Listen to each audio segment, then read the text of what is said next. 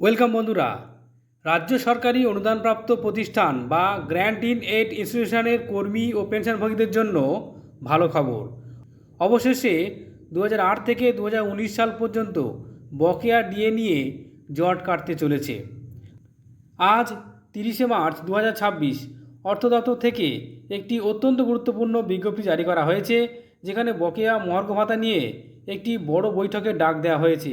বিশেষ করে বিদ্যালয়, মাদ্রাসা, পঞ্চায়েত থেকে শুরু করে প্রধান শিক্ষক, লাইব্রেরিয়ান এবং ক্লার্ক সহ সমস্ত কর্মীদের জন্য এই নোটিশটি অত্যন্ত গুরুত্বপূর্ণ।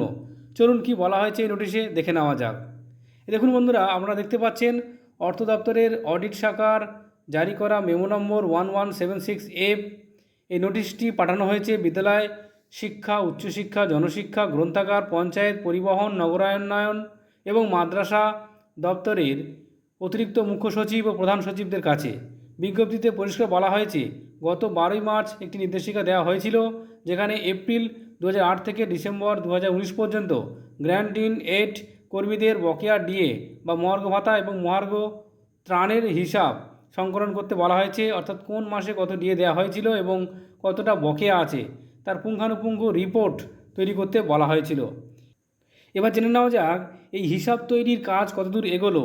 সেই অগ্রগতি পর্যালোচনা করার জন্য আগামী পরশু অর্থাৎ 1 এপ্রিল 2026 তারিখে বিকেল 4টের সময় নবান্নে অর্থ দপ্তরের কনফারেন্স হলে একটি অত্যন্ত জরুরি বৈঠকে ডাক দেওয়া হয়েছে। অর্থ দপ্তরের অতিরিক্ত মুখ্য সচিব ও বৈঠকে সভাপতিত্ব করবেন এবং সমস্ত সংশ্লিষ্ট দপ্তরের আধিকারিক ও ফিনান্সিয়াল অ্যাডভাইজারদের সেখানে উপস্থিত থাকতে কড়া নির্দেশ দেওয়া হয়েছে। অর্থাৎ এর থেকে আশা করা যাচ্ছে যে খুব শীঘ্রই শিক্ষক, শিক্ষাকর্মী এবং পঞ্চায়েত কর্মী, পৌরসভা কর্মী সবারই ডিএ মিটতে চলেছে।